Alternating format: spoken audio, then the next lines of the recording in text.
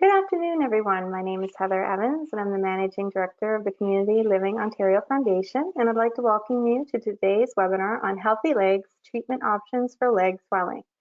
We would like to extend our thanks to all our presenters today who will be introducing themselves shortly. This webinar is hosted by MedPro Direct, Community Living Ontario's strategic partner in supplies for personal needs. They're a 100% Canadian-owned distributor of a complete line of high-quality incontinence products, many of which are exclusive to them. As incontinence specialist, MedPro Direct offers exceptional service implementing and supporting an effective continence care program, which sets them apart. We look forward to our continued partnership and this presentation today, but just before we start, we have a few housekeeping items to run through. All attendee microphones are muted, but we encourage everyone to ask questions through the question panel, and there'll be time at the end of today's presentation to go through them.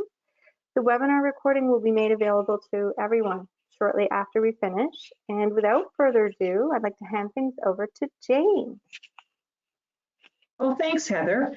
As Heather said, I'm Jane Langton from MedPro Direct. In our 15 years of working with group homes, SPIL programs, and family members, we have listened to the needs of both clients supported and the care teams. We've had many requests for compression stockings. Understanding this need, we wanted to partner with an experienced, well-known, and respected brand, again with a goal to demystify the world of compression and venous insufficiency and helping make the choice easy and straightforward. The JOBST brand is very well respected, and we have chosen to partner with them to bring you this education session today. There will be time for questions at the end, and now I'm going to pass it over to Liette, who brings her 15 years of experience in the field. Over to you, Liette. Thank you, Jane, and thank you everyone in MedPro Direct and Community Living Ontario for having me. I look forward to the presentation, and hopefully we'll have lots of questions at the end to continue the discussion. So without further ado, I'll just do a quick disclaimer that the information included in the presentation is for educational purposes only, not intended to be a substitute for professional medical advice or professional nursing services. And participants should always consult nursing or long-term care facilities, professional healthcare providers if they have questions concerning a specific medical condition or a specific treatment plan, resident or client. I'm going to go ahead and turn off my camera so that you guys can focus on my slide deck and just make sure that I can, everyone can see it. Perfect. Okay. So we're talking about chronic venous insufficiency today. Specifically, we're going to look into compression stockings and how they can help manage our venous disease. But before I do that, we're just going to look at some statistics to frame our discussion. Chronic venous disease affects men and women. About 20% of men and 30% of women are affected. When we look at the world's population, we know that 10 to 20% suffer from a type of venous disease, and that's varicose veins of the lower limb. And then we have a third of the population that suffer from something more tragic than that, a venous leg ulcer before the age of 40, where that prevalence of a venous ulcer is anywhere between 0.12 to 0.32% of the general population. And the reason we talk about that is because chronic venous disease often has that tragic end of the road leading to a venous leg ulcer. So it's important to frame our discussion of where things might go if we don't deal with them earlier on. When you look at prevalence of venous disease, venous leg ulcers is a significant health problem. It has a huge cost to our system. And in Canada alone, more than 360,000 Canadians suffer from a venous leg ulcer. That does have a tremendous cost to our system here in Canada, whether it's long-term care, whether it's the acute setting in the hospitals or the community. When we look at the numbers, they're very high and they continue to increase. The total annual cost to treat a leg ulcer for standard community care is just over $5,000 for us here in Canada.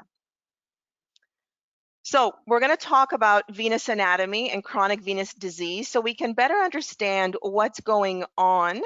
And when we talk about our venous system, we really look at the deep veins, our superficial veins, and our perforator veins. Just in general, our veins are at a greater risk of developing disorders than any other part of our circulatory system. They handle a pretty big chunk of the blood volume. Think of them as the garbage collector system in our body. They remove waste and toxins, but they do it under poor working conditions. So let's look at what influences the return of blood back to the heart. We have to use three things to get that venous return working optimally. First, of course, is our heart. The secondary factor is very important. We're going to delve into that a little bit more, but it involves these bicuspid valves that are found every 2 centimeters or so in our venous network, our respiratory tone, and our venous tone. And then very important, the third piece is our calf muscle pump, also known as our secondary heart. The contractions of the calf muscles really do propel blood back up towards the heart. When our calf muscles relax, they draw blood from the vein. So this is really important to note. We have the heart, our valves, and our calf muscle pump. Let's look at our veins and our valves a little bit more. These valves are important. They're bicuspid structures. When they function properly, they should keep blood moving in only one direction, and that's towards the heart. So they have a tough job to do because we're working against the forces of gravity. And again, if we look at the pictures, we can see when these bicuspid valves open in healthy veins, blood can flow towards the heart. When they close, they firmly close, blood cannot flow backwards. Unfortunately, that's not always the case. And when we start having venous disease set in, we start dealing with insufficient veins. So when our venous valves, these bicuspid structures, when they weaken, blood can actually flow backwards, and it does increase pressure in our venous system called venous hypertension. If that tension is sustained over time, our veins, which don't have a lot of strength to them, they will stretch. And those bicuspid valves that need to close, they no longer do that. They can't. And so what happens is this has a cascading effect through our venous network, and this will cause some symptoms. We'll talk about those a little bit later on, but certainly swelling, discomfort, and varicose veins. And not addressing them will likely mean that chronic venous insufficiency will lead to disease.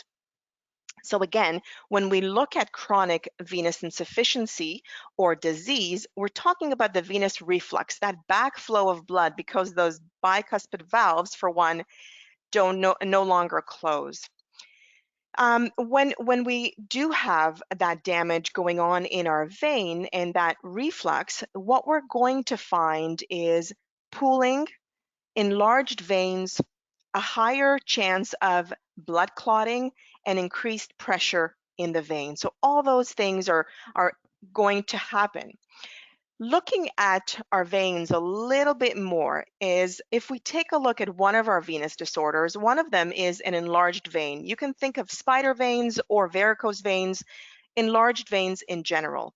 When you have a valve that is damaged or missing, the backup of blood, that is what's causing your vein to have that bluish, purplish color, and it's also causing their enlargement. So you might see those varicose veins and say, oh, I don't like them, but for others, the symptoms might actually involve achiness, pain, some itchiness as well, a sensation of heaviness in the leg, of course, resulting from the inflammation. So enlarged veins are certainly a sign of a venous disorder.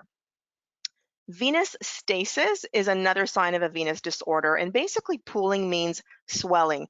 Often we'll notice it at kind of the lowest point in our legs, and that's around our ankles. Again, a damaged or a poorly closing valve in the vein is going to cause that reflux, and that's going to cause, again, swelling, achy, tired, that heavy sensation in our legs, and it can result in decreased mobility as well as skin elasticity. Blood clots, mentioned them briefly, but blood clots is certainly a risk when we have venous disease. And when we have blood cells that stick together near a valve and form a clot, and our blood, it really isn't circulating as much as efficiently as it should be, we have that clotting happening. But when you have a clot that can dislodge, it may block the flow of blood through other veins or other arteries in our body, and that can cause long-term effects. So venous disease does carry with it a risk of blood clots.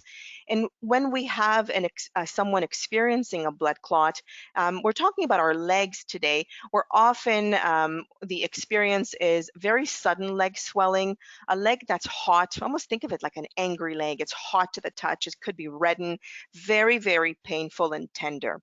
So those are some of the symptoms if we're having an active blood clot. So there are a few other things that we, when we talk about chronic venous disease, other than venous stasis, clotting, and varicose veins, but certainly those are the main ones.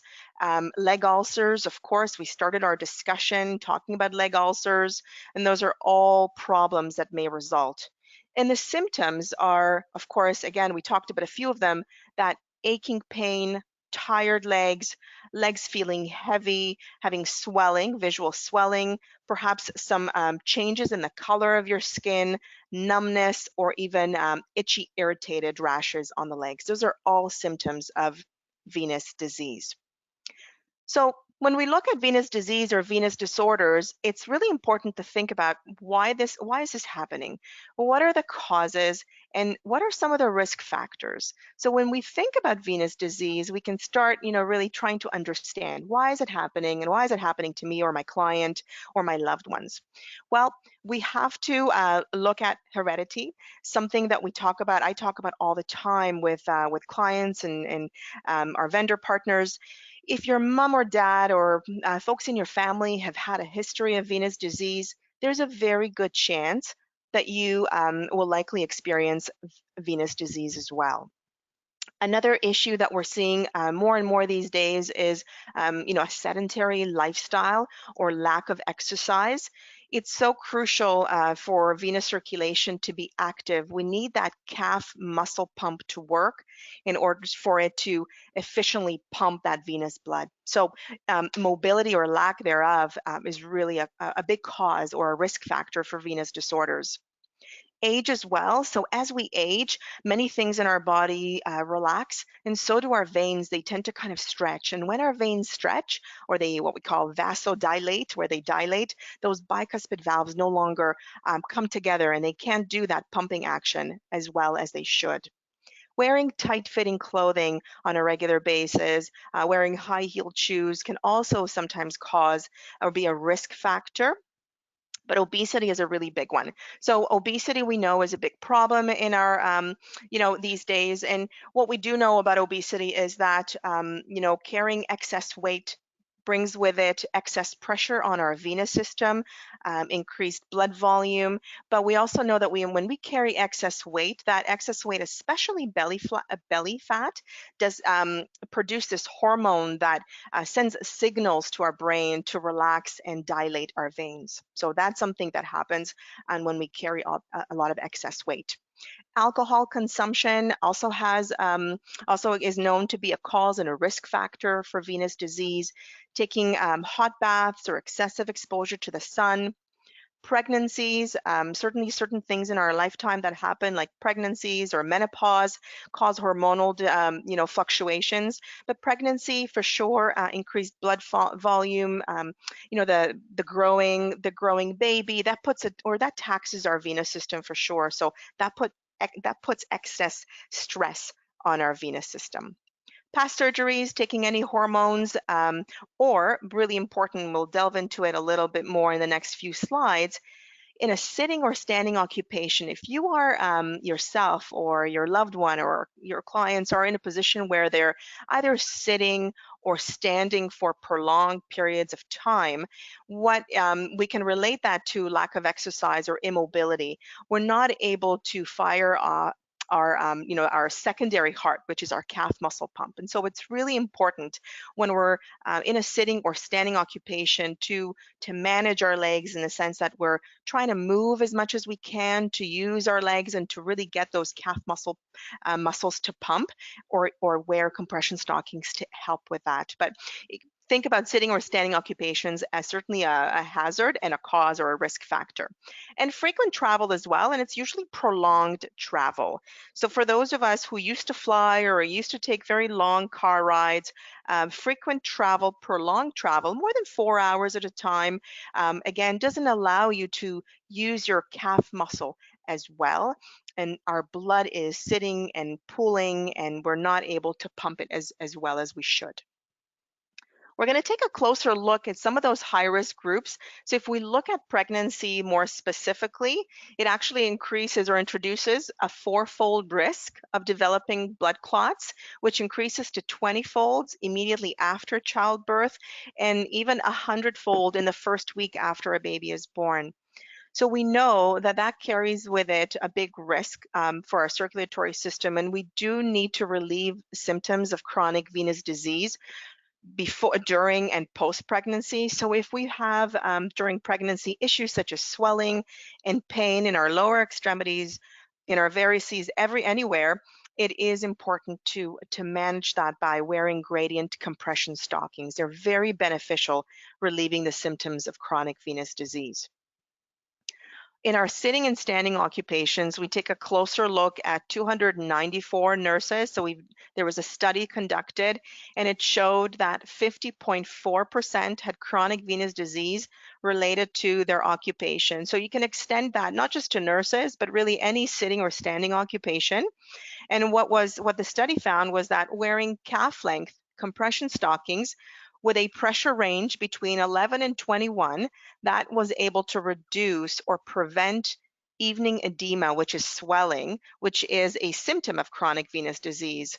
So therefore, compression stockings were very much recommended for anyone in a profession connected with long periods of sitting or standing. And then the frequent travelers. So if you think about frequent travelers, they are 12.5 times more likely to develop a deep vein thrombosis. You know, the World Health Organization has some great statistics, scary statistics rather, that about 1 in 4,500 people who used to fly, and again, we're not really flying these days, but 1 in about 4,500 who flew would develop a deep vein thrombosis. And again, that goes to back to the fact that when we have long haul flights or form of travel, perhaps in a car or a train, more than 4 hours at a time, we're not encouraged to move around. We're not encouraged to move up and down the aisle. We don't get a chance to really aid our circulatory system. So compression stockings are really a great travel friend to help blood circulation when you're sedentary for a long period of time. And obesity. So this is also very important. Significantly higher frequency of blood clots as well. And again, that dilatory response, when you carry excess weight, is also something to think about. And again, wearing compression stockings or utilizing compression therapy has a really good role to play in venous and lymphatic drainage disorders. So if you are carrying excess weight or caring for someone who is wearing compression therapy or utilizing compression therapy can go a long way. When we talk to healthcare professionals and when we talk to healthcare professionals in general, sometimes it's really difficult to, put an objective finding on someone's diagnosis, but we do have certain classification systems that help us do that. The CEAP is one. And if you're going to take anything away from this slide, it is that from left to right, it's really the progression of chronic venous disease or venous disorder. And really what, I always tell people, chronic venous disease can start with no visible signs or symptoms. So it could kind of be hidden. And so this is why we have to think of it early. If we have reasons to be concerned about developing venous disease later on in life, we should really manage those concerns earlier on before any signs or visible symptoms appear. But it is progressive. So from no visible or palpable signs of venous disease all the way to an active venous ulcer. The CEAP helps with that classification. This is just some pictures of various forms or stages of venous insufficiency. So again, whether you have no signs or symptoms, or inflammation and spider veins, or a lot of venous stasis and swelling, it comes in many forms. One thing I do want to just talk about quickly is that when we talk about venous disease, a lot of times we hear swelling, we hear edema. We're talking about that a lot today. It's important to note when we speak to a healthcare professional, it is a symptom, not a diagnosis. So for what we do have a host of reasons why this is happening, but we do want to make sure that we get down to the diagnosis and we know why it's happening.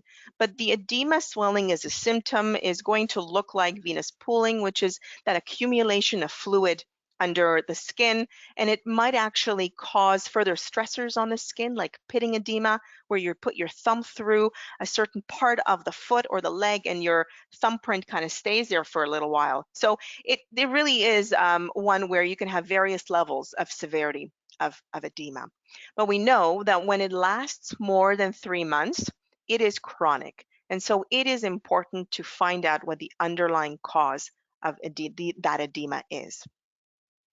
Edema can be a combination of venous disease, but it can, if prolonged and untreated, can also involve our lymphatic system. So, seeking some advice and seeking, a professional healthcare diagnosis is important.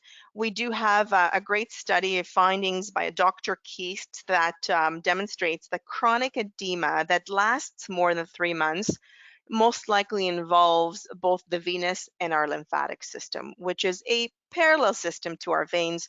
And it does also do very much like the same job as our veins, and it's responsible for a lot of the removal of the toxins from our body. Okay, so we get into the treatment of chronic venous disease. What can be done? What can we do if we recognize ourselves and our clients as having some type of insufficiency or disease? Well, before we delve into the non-invasive, we look at the invasive treatments. So there are a few things, perhaps you're familiar with them: thermal ablation, there's sclerotherapy, which involves injecting a solution into the vein, causing it to scar and kind of move away. And then we have a phlebectomy, which could be actually removing a vein through small incisions. Whatever, perhaps invasive treatments are necessary. One thing is for certain, going into an invasive treatment, you will most likely have a discussion that involves using compression stockings or compression therapy as an adjunct, as an add-on to this invasive treatment. But non-invasive treatments, which is what we're talking about more so today, can be done with the JOBST ready-to-wear compression garments, which are wonderful circular knit products that are very easy to wear. We're talking about our lower extremity, but I'll note that some are available for upper extremity. And I'll get into the different classes, but we have support wear and medical, so medical device or medical wear options in our line of JOBST ready-to-wear compression. There are a few other systems that are very helpful when it comes to compression therapy for venous disease, and that is 2-layer compression stockings, which is taking a firm compression of a compression garment and dividing it into 2 parts. There's a little picture here, and I'll have another picture later on. And then I'll talk about the short stretch compression wraps called the Farrow Wrap. That is an excellent solution as well, very much beneficial like compression stockings. The Farrow Wraps are quite an easy product for someone who has difficulty putting on or taking off compression, either themselves or for a loved one. If we look at the JOBST compression, I think I have to first say thanks to Conrad JOBST, and he was really the founder of the compression industry. He was the founder of the JOBST Institute, a great engineer and inventor, and really invented compression stockings or compression therapy out of his own need. He was afflicted with chronic venous insufficiency and likely lymphatic disease as well, because he was suffering from that for quite a long time. So he really did develop the gradient pressure support or compression therapy that we know today. So what is it? Well, in general, before we look at the benefits and what they are when you are looking at compression therapy or JOBST compression stockings, they're definitely the gold standard for treating chronic venous disease. Because our veins have to work against gravity, the compression therapy does do that. It helps work against gravity to help the return of the blood back to the heart. When your veins cannot do it alone, you do need that extra help from gradient compression. And it's important to note that gradient compression is often expressed in millimeters of mercury. No mercury in the product, but there are different levels of support. We have the lowest level, which is 8 to 15, and then we go into medical grade classes, 15 to 20 mmHg, which is what we call moderate, 20 to 30 firm, and then extra firm, 30 to 40. The higher the number, the firmer the compression. So what does it mean in general to have compression or to wear compression? Well, we know that the effects of compression stockings or compression therapy involve reducing the vein diameter, and that helps bring those bicuspid valves together so they can work more efficiently. We support the venous pump and the calf muscle pump. We reduce the retrograde flow or the venous reflux or the blood going in the wrong direction, and therefore we reduce edema, reduce swelling, improve circulation, and we also promote lymphatic drainage. So all those benefits just by wearing a compression garment on your lower extremity. When we look at the JOBST gradient compression stockings, these are the gold standard. They are all measured gradient compression stockings. And what that means is the compression is at its greatest at our ankle. And we call it gradient because there's a little bit less compression at the calf, a little bit less in the knee area, a little bit less in the thigh. And reason for that is because we want to promote blood return back to the heart. We use very high quality standards, great innovation, so that when you do wear compression, your feet remain dry and you're very comfortable, so we can increase compliance to the therapy. And we'll take a closer look too, but it is available in many styles to suit your needs, your clients' needs, your loved ones' needs. And most importantly, MedPro Direct are qualified fitters, and they will do so much to provide you with education and help facilitate the selection and help with the compliance, which means educating on donning and doffing. When we look at innovations, there's so many. JOBST is a leader in innovations. We are always addressing true pains in the industry when it comes to wearing compression. So if you have a challenge or you've had a challenge, it's not uncommon, but we are doing everything we can to come out with innovations that will make it easier and more manageable and help you be more compliant or your client be more compliant to wearing compression therapy and wearing JOBST compression stockings. This is just a quick snapshot into our JOBST compression leg wear, and I hope you just take away from this slide that there are so many different styles and colors and yarn variations to really address everyone's need, both clinically and also aesthetically. So we want to have,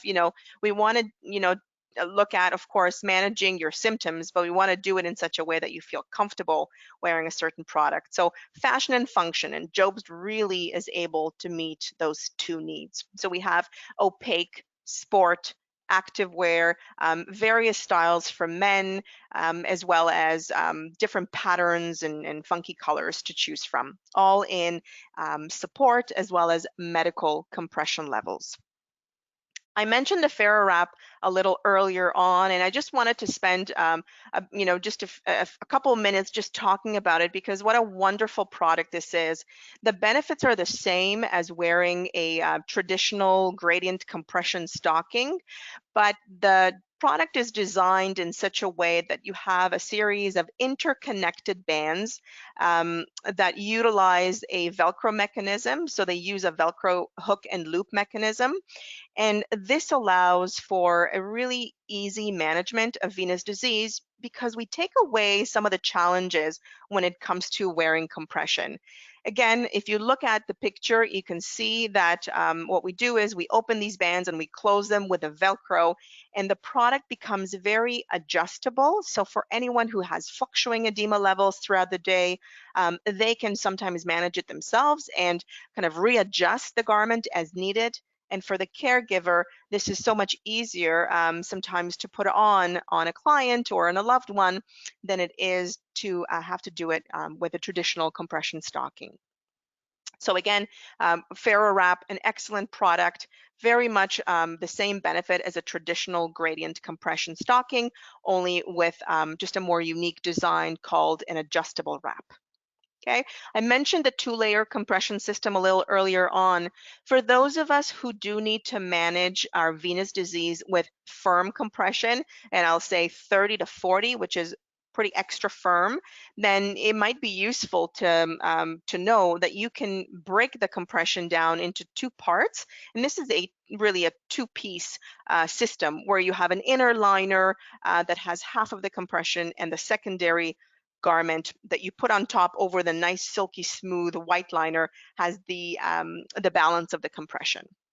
And then of course our JOBST Sensi Foot. So we do have diabetic socks that are very mild compression or low compression, 8 to 15. And though some diabetic patients can wear higher compression, we do have those that cannot. So it's important to speak to our healthcare professional, especially if there's a loss of sensation or any neuropathy. In that case, we do want to look at the JOBST Sensi Foot, which is a non-irritating, smooth toe, completely seamless, non-constricting product for our diabetic patients. Whenever we look at compression, it's always important to note that there are some cautions and contraindications. The cautions that we talk about for the most part are skin infections, weeping dermatosis, excuse me. If you have any type of allergy to a fabric, if you have impaired sensitivity to the limb, which is what we talked about just now with the diabetic sock. 2, if you're immobile, confined to a bed, we do want to proceed with caution. So we do have to suggest a few more appropriate products for that. Contraindications in general are if you have what we call advanced arterial disease. So it should not be worn if patients have a situation where their arteries are already hardened or narrowed for whatever underlying issue. Okay, so that's something we always caution. Also, if you have a situation where you have an uncontrolled congestive heart failure, where your condition is changing minute to minute and you're not being managed with medication, that too is a contraindication, and any untreated septic phlebitis. Recommendations, we'll get into that a little more in the next few slides. We want to make sure that you seek a professional that can measure you for a product. So the folks, Amy and Jane at MedPro Direct, are certainly qualified and certified to do that. And you want to make sure if there are any wounds, that your wounds are covered. When we talk about compression stockings, of course, fit is extremely important. So the reason we know that it is important is because we have studies that show that they are, but we know that when the fit is correct and the fit is right, it increases the patient's or the client's comfort level, and that increases their compliance. And non-compliance is a huge factor. If you probably, for those of you who have some experience, you know that. So it's important to know that the fit is super important, and we want to make sure it's right from the beginning so that we can promote compliance. And we have a study that shows that 73 patients with chronic venous disease, told us, or 91% of them reported that compression was optimal in terms of efficacy. So we know it's a form of therapy that's really wonderful for chronic venous disease. It could really help manage your symptoms and stop them from progressing further. So we want to make sure that you and your loved ones and your clients are compliant to them. When we look at JOBST, again, when we talk about fit is important because MetPro is going to help simplify this for you, but they're going to, want to make sure that they take a series of measurements. They're going to take circumference and length measurements to make sure that you're in the right garment, not just from a size perspective, but also the right product of choice based on your, footwear or lifestyle or day-to-day activities. So your partners are there to help you figure it all out and make sure that you have success and you have compliance both for yourself or your clients. Part of compliance is making sure that we can, successfully put the product on. And so whether it's a compression style stocking or sock or the Farrow Wrap, we do have ways to ensure that donning is easier. So the Farrow Wrap is a little different because it involves those Velcro compression wraps.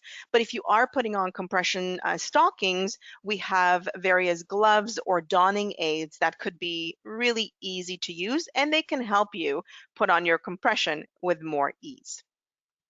There are furthermore a few other accessories, but I would say the most popular would be the JOBST donning gloves and the JOBST stocking donner, which could be helpful in assisting yourself or others putting on the stocking or donning it over the leg.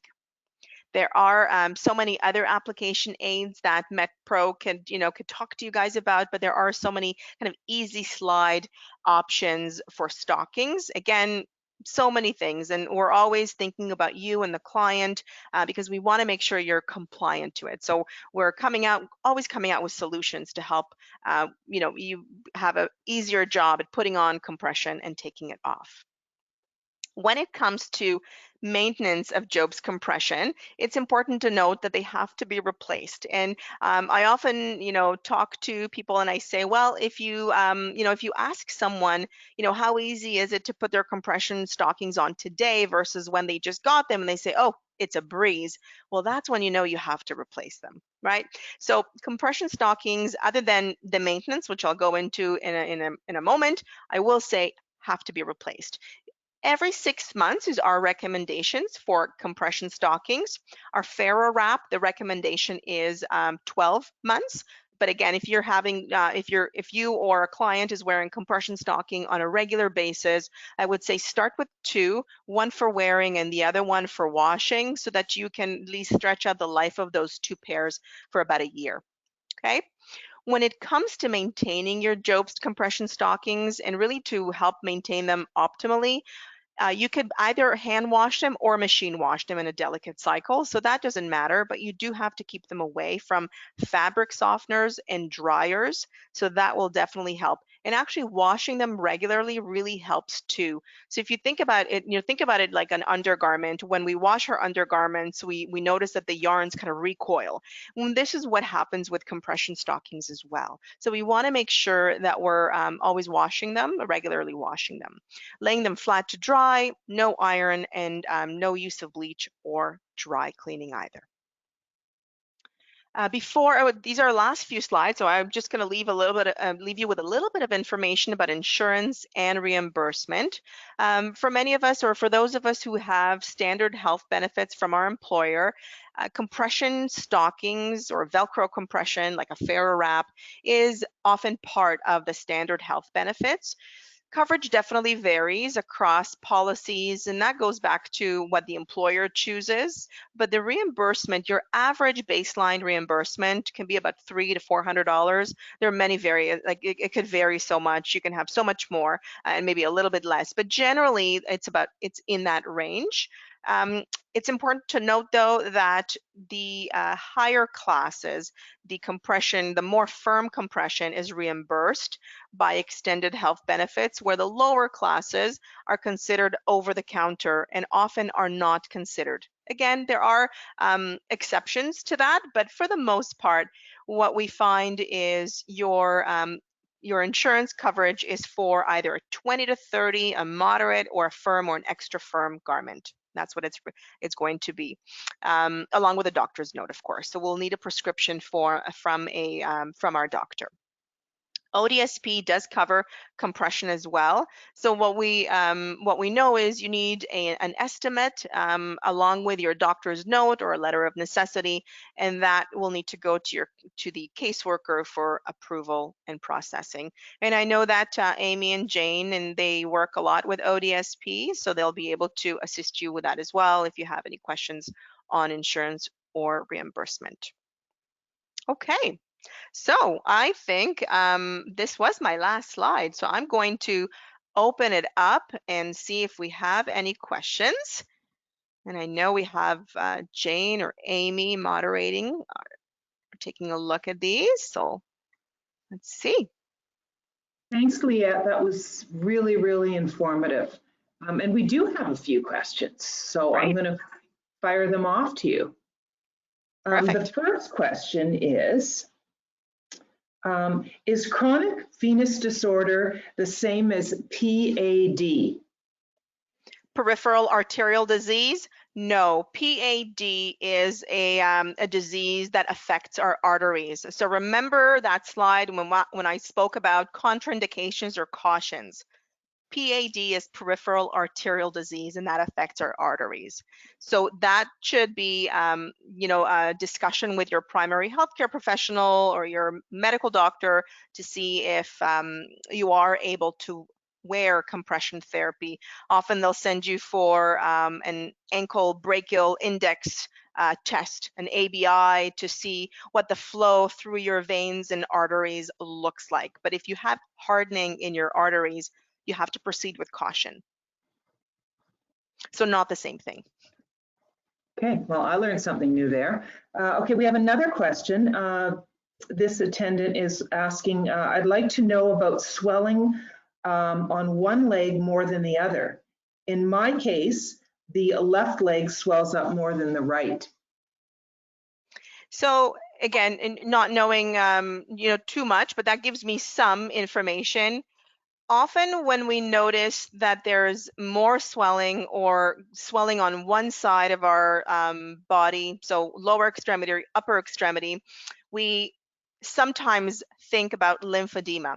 Lymphedema, which is a disorder that affects our lymphatic system, it could involve the venous system as well, often can present itself as edema in only one side of our body because it affects specific pathways or lymph nodes. And so it's not necessarily a bilateral or a situation that affects both sides of our body. So I would look into that and see if there's any involvement of our lymphatic system, if there's an issue there, or if it's just venous. And often our healthcare professionals can talk to us about why that might be happening. But if there is perhaps a cancer or an injury in the past, that could cause injury to a lymphatic pathway or a lymph nodes, which may cause more swelling on one side of our body than the other.